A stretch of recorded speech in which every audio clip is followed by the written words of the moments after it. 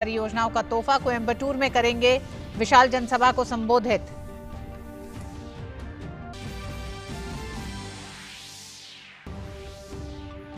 पर गृह मंत्री अमित शाह नगांव में महामृत्युंजय मंदिर के प्राण प्रतिष्ठा समारोह में हुए शामिल, जनसभा को भी किया संबोधित।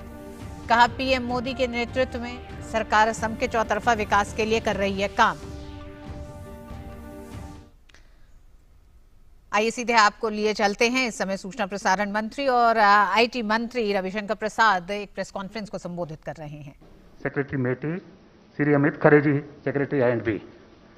तो आज की ब्रीफिंग के लिए I will request Shri Ravishankar Prasad ji to start the briefing please.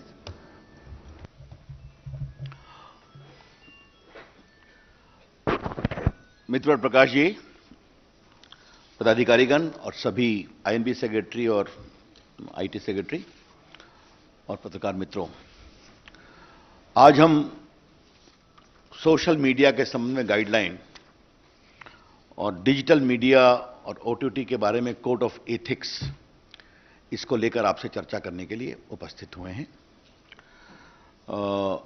ये आपको हम बता दें कि जो सोशल मीडिया है, बाकी इंटरमीडियरी है, उसके संबंध में जो हमने गाइडलाइन बनाई है नई, उसको मैं प्रस्तुत करूंगा।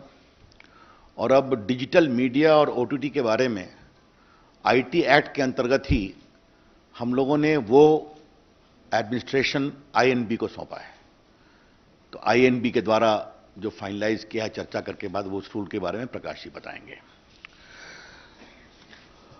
Let me first lay down the ground rule very clearly. Social media is welcome to do business in India. They have done exceedingly well. They have got good business. They have got good number of users, and they have also empowered ordinary Indians. इसकी हम तारीफ करते हैं। व्यापार करें, पैसे कमाएं और सोशल मीडिया पर ऑर्डिनरी इंडियंस को आप मजबूत करें, आपका स्वागत है। The government welcomes criticism and the right to dissent. Let me make it very clear. And social media has been used to ask questions too. But it is very important that the users of social media must be given the forum to raise their grievance and resolution against the use, against the abuse and misuse of social media.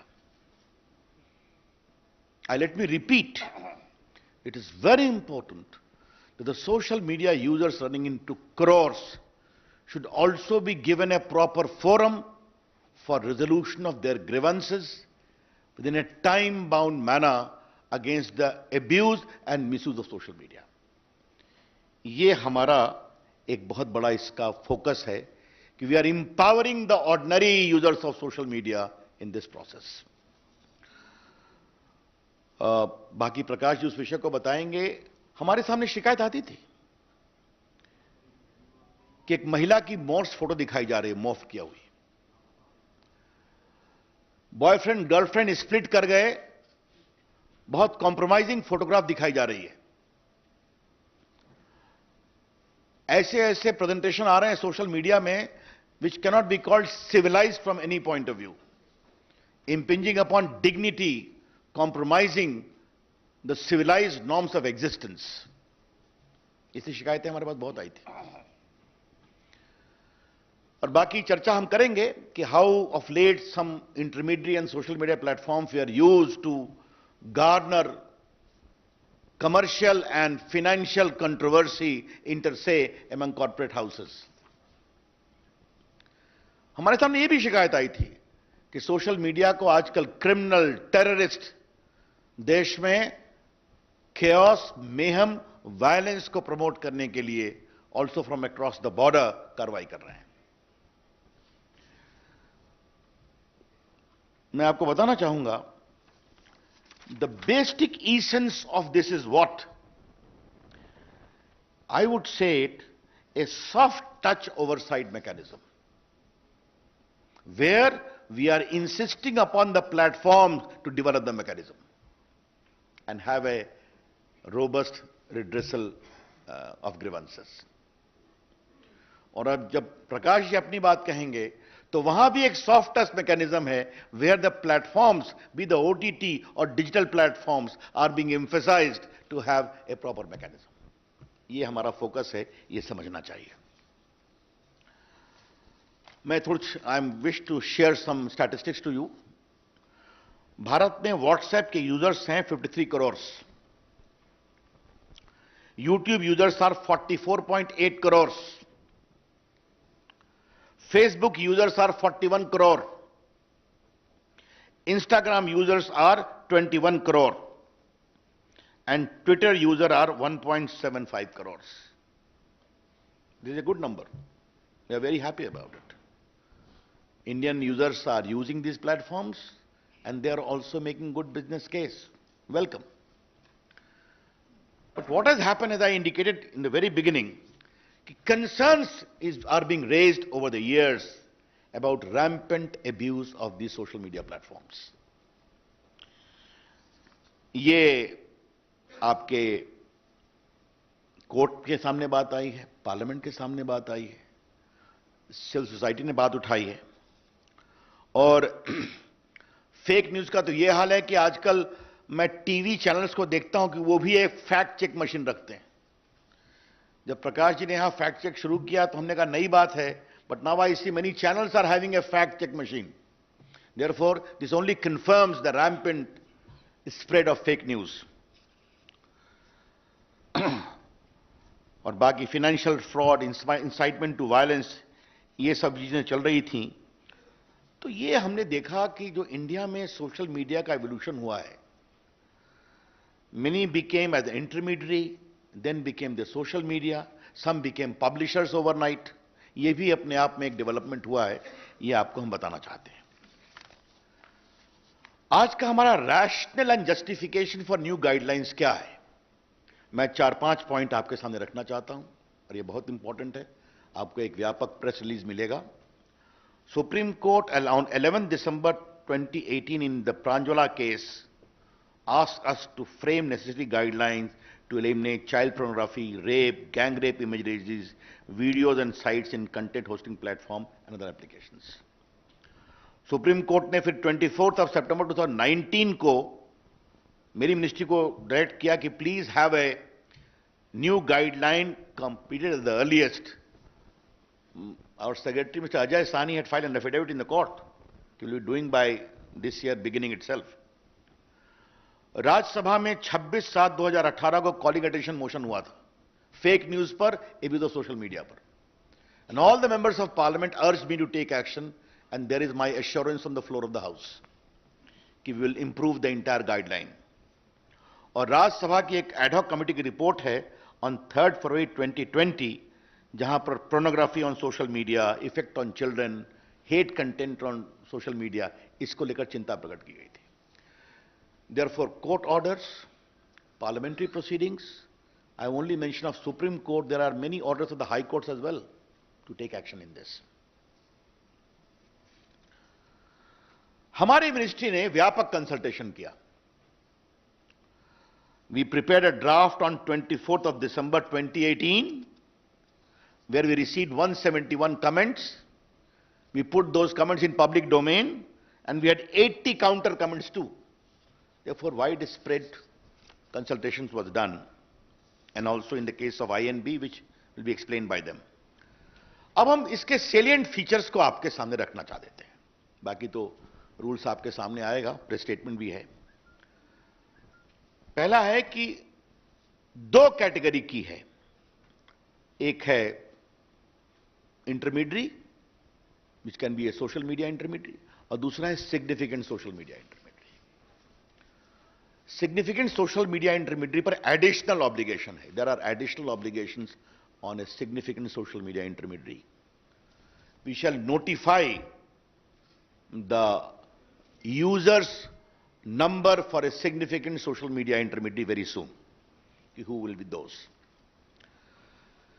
पहला है कि आपको एक grievance redressal mechanism रखना पड़ेगा, and इस grievance officer का नाम भी आपको रखना पड़ेगा. who shall register the grievance within 24 hours and disposal in 15 days. That is very clear. Second, if there are complaints against the dignity of users, particularly women, that expose their private parts of individuals or nudity or in sexual act, impersonation, etc., you will be required to remove that within 24 hours after a complaint is made. This particular provision is designed to respect the dignity of the women of India and anyone else. It's very clear. उसके बाद मैंने बता दिया आपको कि दो प्रकार के सोशल मीडिया होंगे. तो जो सिग्निफिकेंट सोशल मीडिया होगा उनको तीन काम करना पड़ेगा. पहला, you will have to have a chief compliance officer resident in India, responsible for ensuring compliance of the acts and the rules. Second, a nodal contact person resident in India for having 24/7 coordination with the law enforcement agencies. तो पहला हो गया chief compliance officer, दूसरा हो गया nodal contact person, तीसरा है appoint a resident grievance officer who shall perform the grievance redressal mechanism as I indicated. And next is, you must publish a monthly compliance report कि आपके पास कितने complaints आए, आपने उन पर क्या कार्रवाई किया और क्या रिड्रेसल किया. Therefore, just to concretize, we are empowering the ordinary users of social media and other intermediaries. You must have a robust grievance redressal mechanism, instituting the complaint within 24 hours, redressal within 15 days. You must have a chief compliance officer for significant social media. You must have a nodal contact person. You must have a resident grievance officer, all residing in India. And you must give a monthly compliance report. ये बहुत स्पष्ट है.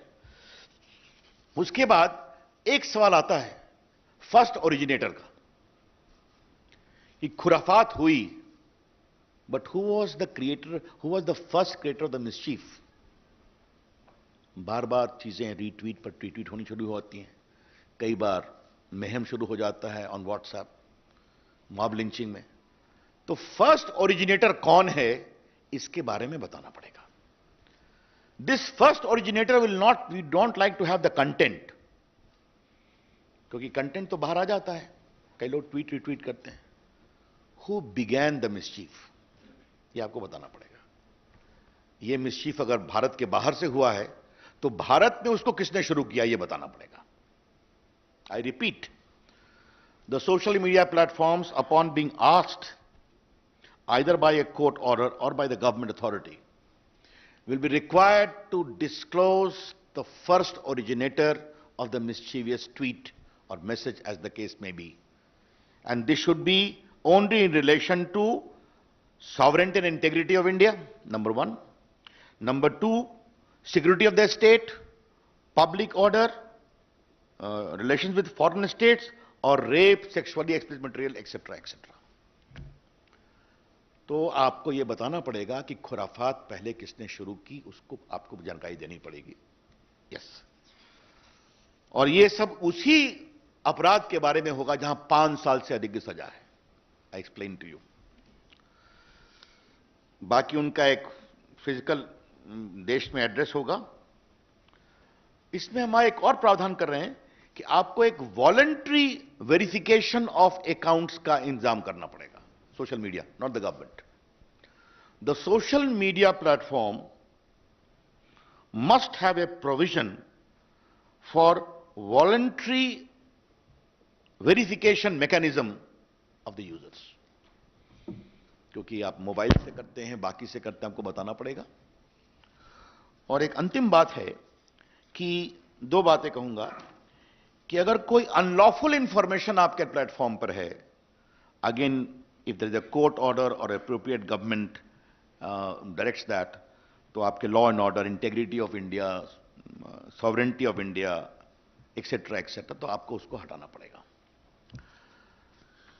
एक अंतिम बात आपको बताना जरूरी है कि आपको रिमूव करना पड़ता है अपने आपका हर ट्वीट हटा देते हैं, आपका फेसबुक से एंट्री हटा देते हैं। तो अगर कोई significant social media intermediary remove और डिसेबल करता है किसी यूजर के कंटेंट को, तो आपको उसको इंटीमेट करना पड़ेगा, उसकी सुनवाई करनी पड़ेगी। If you seek to remove the or disable access to the content of any social media user, you are required to give him reasons and also hear him. ये हमने एक प्रोविजन रखा है। मित्रों, ये जो सिग्निफिकेंट सोशल मीडिया के लिए जो हमने कानून बनाया है, वो 3 महीने में हम लागू करेंगे ताकि वो अपनी मैकेनिज्म को इंप्रूव कर लें। We'll be giving a window for 3 months for significant social media, and the rest will come into effect from the day the rules are notified. That's all from my side. Over to Prakash. Ravi ji, बहुत धन्यवाद।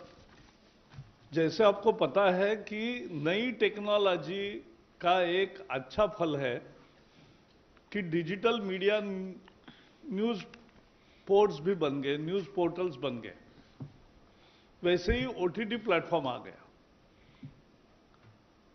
लेकिन एक फर्क रहा कि जो आप लोग बैठे हैं प्रिंटिंग प्रेस से जो आते हैं, उनको प्रेस काउंसिल का कोड फॉलो करना पड़ता है। लेकिन ऐसा डिजिटल मीडिया पोर्टल को कोई बंधन नहीं है। यहां टीवी के लोग हैं, उनको केबल नेटवर्क एक्ट में जो प्रोग्राम कोड है वो उनको फॉलो करना पड़ता है। लेकिन ओटीटी प्लेटफॉर्म्स को ऐसा कोई नियम नहीं है, और इसलिए सरकार ने यह समझा कि एक लेवल प्लेइंग फील्ड होना चाहिए। All media platforms must have the same justice system,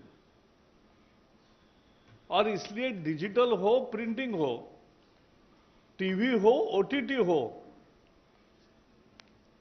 कुछ नियमों का पालन करना पड़ेगा, कुछ प्रोसेस सेट करना पड़ेगा। और लोगों की मांग भी बहुत थी। लोगों की मांग, रोज सैकड़ों पत्र मंत्रालय में आते हैं।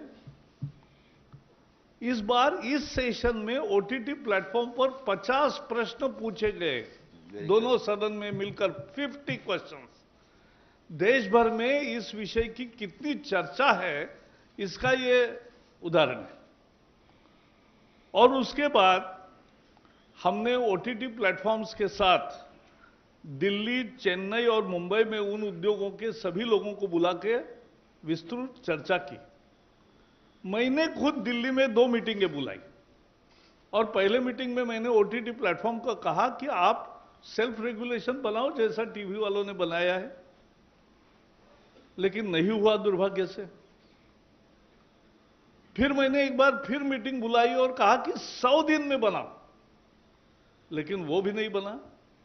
बाद में कुछ नोट बनी थी जिसमें कोई सेल्फ रेगुलेशन, बाहर कोई आदमी भी नहीं था। और इसलिए हमने तय किया कि एक इंस्टीट्यूशनल मैकेनिज्म सभी मीडिया के लिए होना चाहिए, क्योंकि मीडिया की आजादी लोकतंत्र का आत्मा है। Both we have fought for maintaining press freedom and have gone to jail during emergency. But let me also tell you that every freedom has to be responsible freedom. और उसके लिए we have decided to have 3-tier mechanism for OTT platforms. First, for OTT and digital news media, both will have to disclose their details, from where they publish, how they publish, how much is the spread, anything. So that disclosure will come. That is first, information. We are not mandating a registration. We are seeking information. Then second is, there has to be grievance redressal system, as Ravi ji has said. Their grievance redressal system, in the same manner, it will work in OTT platforms and digital portals also. They will have to have their own portal for grievance redressal. Then second tier will be self-regulation. On OTT platforms, they will have to have a self-regulation, a body headed by a retired Supreme Court or High Court judge, or otherwise very eminent person in this category. So this is what we are entailing. So there, any grievances, there has to be a place for making grievance. उसकी सुनवाई होनी चाहिए और उसके सुनवाई पर कोई judgement आना चाहिए। और जैसे हम टीवी पे देखते हैं कि टीवी पर स्क्रॉल आता है, माफी मांगते हैं, कुछ दंड भी होता है, तो ये खुद करते हैं, सरकार नहीं करती। तो वैसा ही हम करना चाहते हैं कि ये होना चाहिए। और तीसरा, एक सरकार है तो सार्वभौम सरकार होती है, सॉवरेन सरकार होती है, तो एक ओवरसाइट मैकेनिज्म भी होगी, जहां एकदम तुरंत फैसले करने पड़ते हैं, कोई बहुत बड़ा पेंच तैयार हुआ तो ये ओवरसाइट मैकेनिज्म रहेगा। और ओटीटी प्लेटफॉर्म में एक और है कि अभी सेंसर बोर्ड होता है फिल्म वालों को, लेकिन ओटीटी को सेंसर बोर्ड नहीं है। तो हमने कहा है self classification of age related issues to be solve, and उसका एक प्रोसेस हो कि 13 से ऊपर 13+, 16+ and A category, there has to be a mechanism of parental lock and ensuring compliance that children don't see that. But बाकी you सिनी में जो है वैसे वहां भी यू क्लासिफिकेशन सेल्फ क्लासिफिकेशन है, लेकिन उसके लिए भी जो कोड सेंसर बोर्ड का है, जो एक एथिक्स कोड है, वो सबको कॉमन रहेगा। और इसलिए वो रहेगा। लास्ट में मैं इतना ही कहूंगा कि जो डिजिटल मीडिया पोर्टल्स है उनको भी अफवाह फैलाने का, झूठ फैलाने का यह अधिकार नहीं है, किसी को भी नहीं है। As I said, media freedom is absolute, but with reasonable restrictions, and that is the self-restrictions of responsible, that is called responsible freedom. And उस फ्रीडम के दायरे में ये दोनों, और ये कानून एक ही है, आईटी का जो एमआईटी का कानून है, उसी के अंदर जो बिजनेस रूल बदले मोदी जी ने, और ये जो कंटेंट वाला मुद्दा है खासकर मीडिया का और ओटीटी और डिजिटल मीडिया, इसका आईएनबी एडमिनिस्टर करेगी। बाकी जो इंटरमीडिएट प्लेटफॉर्म्स है उस पर का संज्ञान आईटी मिनिस्ट्री पहले जैसे कर रही है वैसे ही करेगी। बस मुझे भी इतना ही कहना है। धन्यवाद सर। एक minute, before we take your questions friends, सिर्फ दो बातें मुझे ऐड करनी है। जो प्रकाश जी ने कहा, सुप्रीम कोर्ट का फैसला है कि internet is not a fundamental right by itself, but the fundamental right of freedom of speech and expression under 19(1) can use internet to exercise that right. So if it is a fundamental right under 19(1), it is subject to 19(2) of the Constitution, which is reasonable restrictions can be imposed in pursuit of safety, security, sovereignty of India, public order, etc., etc. एक बात मैं ये कहना चाहूंगा। और दूसरी बात हम कहेंगे, सभी सोशल मीडिया का स्वागत है, लेकिन बड़े आदर से कहूंगा, there should not be double standards. If an attack is there on Capitol Hill in Congress, then social media support the police action. But there is an aggressive attack on Lal Killa, the symbol of India's freedom, where our Prime Minister hoists the national flag. You have double standard. This is plainly unacceptable. धन्यवाद sir. Friends, जैसे आपको बताया, detailed press release जो है PIB की तरफ से जारी होगी। However, we will take some questions.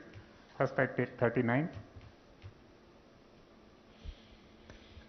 Prakash ji, Ravi ji, ये सवाल इस चीज से जुड़ा हुआ है, आपके ही विषय से जुड़ा हुआ है। हाल ही में ऑस्ट्रेलिया में न्यूज मीडिया बार्गेन कोड लागू किया है और दुनिया के कई देशों में भी इस तरीके की प्रक्रिया शुरू हो रही है।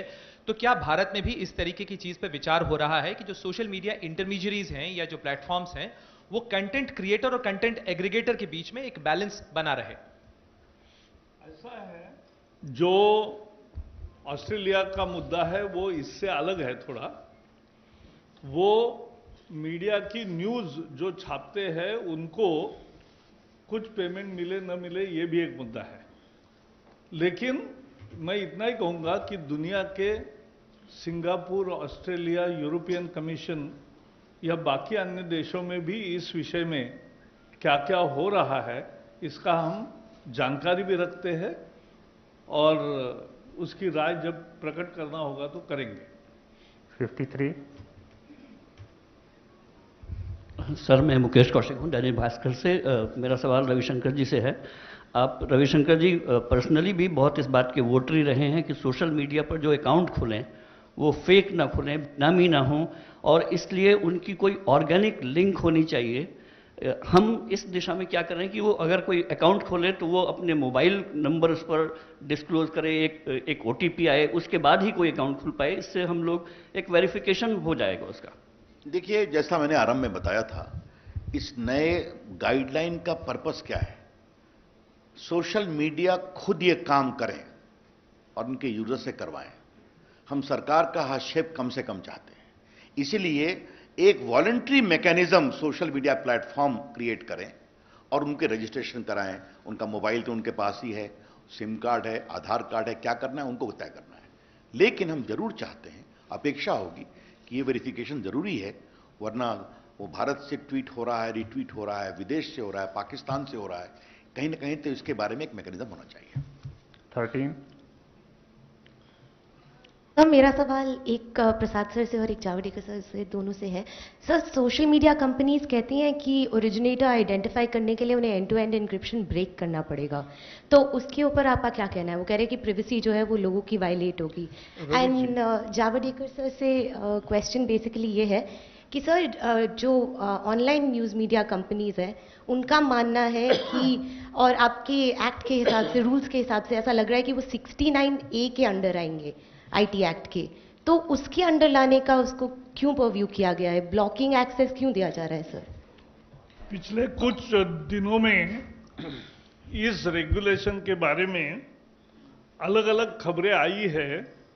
जब आप रूल्स देखोगे और प्रेस रिलीज देखोगे तो बहुत सारे गलत निकलेंगे। As far as your question is concerned, let me make it very clear. When you are talking about first originator, we are not asking them to disclose the content. Simple question, ये खुराफात किसने शुरू की? Who began this mischief? Tell us that. That's all. And it will be only in relation to issues where punishment is for more than 5 years, including security, sovereignty, integrity of India, rape, etc., all these things. Therefore, there is a proper safeguard. 33।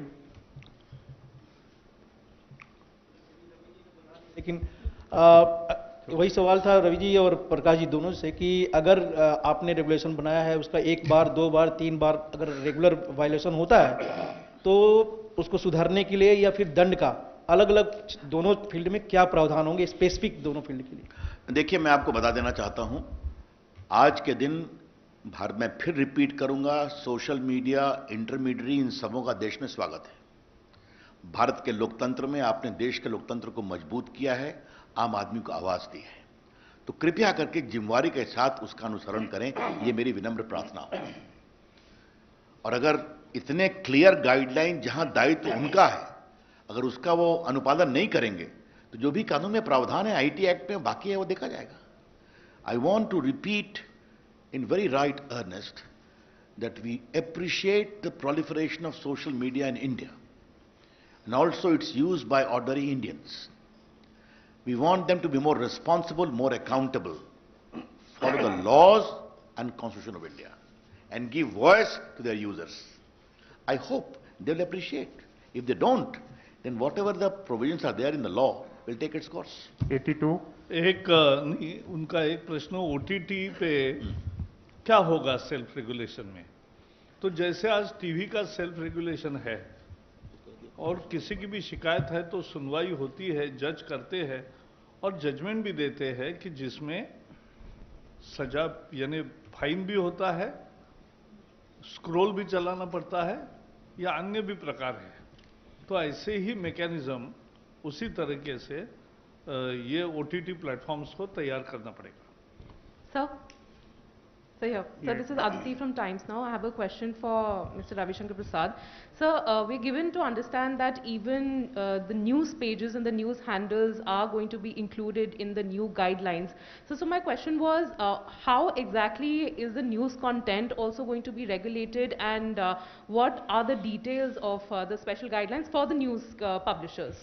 I think Prakash, you have asked this question to the wrong person, but let me tell you, Prakash ji has already said very specifically, we are only removing the double standards. What is being followed in the print, you follow here as well. That's all. Print media को press council का code follow करना पड़ता है, वही code है।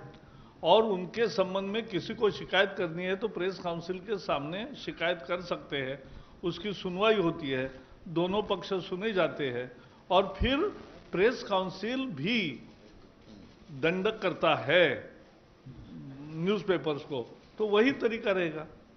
20 sir, ये identify करने की प्रोसेस क्या होगी? कौन सा डिसीजन मेकिंग अथॉरिटी कौन होगा? कि आईटी का सेक्रेटरीज का पैनल होगा जो इसको आइडेंटिफाई करेगा कंटेंट को, या फिर कंप्लेंट किसी की भी हो सकती है, मेरी भी हो सकती है, या यहाँ बैठे किसी की भी हो सकती है?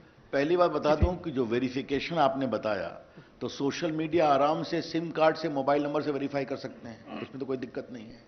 मैंने बताया कि चाहे वो प्रकाश जी का विभाग हो या मेरा विभाग हो, पहला ग्रीवांस रिड्रेसल आपको करना है, मैकेनिज्म बनाना है, और सोशल मीडिया को 2-3 काम और करना है जो सिग्निफिकेंट है। अब आप नहीं करतेंगे तो बाकी तो आईटी एक्ट में तो प्रावधान ही है ना, उसकी चिंता की जाएगी। आप तो जानते हैं आईटी एक्ट, तो सेक्रेटरीज का पैनल जो है वो डिसाइड करेगा किसी का, वो आई थिंक जो आईटी एक्ट में प्रोविजन है उसके अनुसार आज हम रूल्स गाइडलाइंस लेकर के आए हैं। आईटी एक्ट की तो प्रावधान नहीं है ना। 37 लोगों को सवाल पूछ रहे दीजिए इस पर। हाँ, कोई बात। Sir, I'm just adding to the question on the news websites that are being included. What I want to understand, since for the first time this has been done, sir, there hasn't really been any consultation with the stakeholders. All of us have now been included in the IT Act. Do you intend to get us on board, have a conversation on this? What is the government planning to do? पहले तो आपने अच्छा सवाल पूछा, क्योंकि हमें पता ही नहीं है कि डिजिटल न्यूज पोर्टल्स कितने हैं। इसीलिए तो हमने कहा है कि उसका डिस्क्लोजर ऑफ इंफॉर्मेशन यह आपको करना है, तो हमें पता चलेगा इतने हैं। कंसल्टेशन करें किससे, ये भी तो मुद्दा है ना। तो सारी जानकारी आएगी, तो हमारे दरवाजे सबके लिए हमेशा खुले हैं। कोई भी आपके सुझाव है तो जरूर आपका स्वागत है। 72 जेल किसको होगी, यूजर को कि या प्लेटफॉर्म? जी, ऑफेंडर, लॉ ऑफेंडर। चलिए आगे let's go. Yes, who is next? 17 quick fast. Sir, मैं नवनीत मिश्रा हूँ, न्यूज एजेंसी आईएनएस से। एक रेवेन्यू शेयरिंग को लेकर के बार बार सवाल खड़े होते